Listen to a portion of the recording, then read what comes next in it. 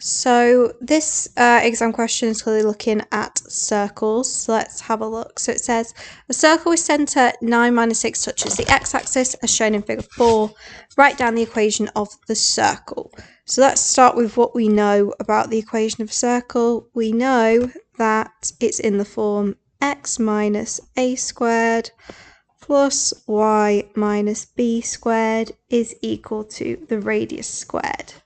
So we know that. And we know the centre of our circle is 9 minus 6. So that means we know what a and b are. So it's going to be x minus 9 squared plus y. It'd be a minus 6. That would be a plus 6 squared.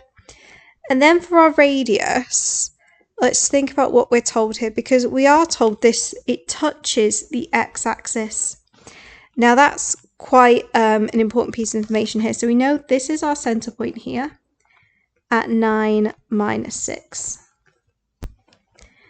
And we know it touches the x-axis. So I don't know what the x-coordinate here would be, but I do know that the y-coordinate here is just going to be a 0. So I can just say that that would be 0.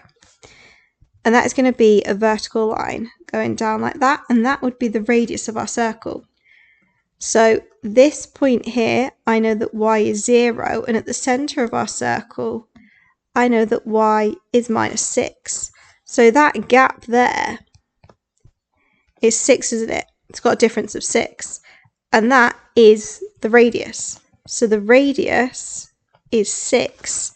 So therefore, r squared will be 36. So that's part A of my question. I think that was quite nice, actually. So then part B, so it says line L is parallel to the x-axis and line L cuts through the circle at points P and Q. Given the distance PQ is 8, find 2 possible equations. So what I'm going to do, first of all, is I am just going to get rid of all this so I can draw some things in my circle because I think it will help me visualize things here. So let's think it's parallel to the x-axis. So that means we're going to form 2 horizontal lines if they're parallel to the x-axis. So let's think about where those lines could be. So we could have one sort of up here and one here. So it's basically going to have one line above the diameter of the circle, one line below it. Unless the diameter is 8, which we know it's not going to be. It would be 12, wouldn't it? So we're going to have one above and one below the circle. So we could have P here or here, and then Q could be here or here. Now let's think about what we know about that line. Well, we know it's parallel to the x-axis, so the y-coordinates are going to be the same. It's just going to be a horizontal line. So the y-coordinates are not going to change. What is going to change is the x-coordinate. So say here, I have x, y here. Then, as I just said, the y-coordinate isn't going to change, but I know, therefore, the length all has to come from the horizontal. So this x-coordinate of Q is going to be x add 8, because again, the y-coordinate doesn't change. It's just a horizontal line.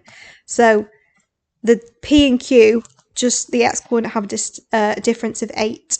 So we can put that now into the equation of our circle, because we know that P and Q, when we put the coordinates of those in, will satisfy the equation of our circle because they're on the circle.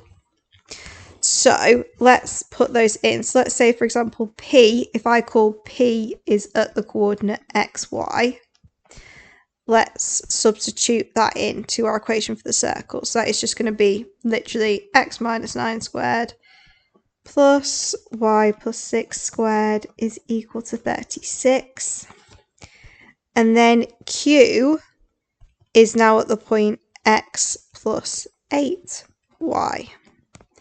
So now let's form a second equation there now. So it's going to be x plus 8 minus 9 squared plus y plus 6 squared is equal to 36.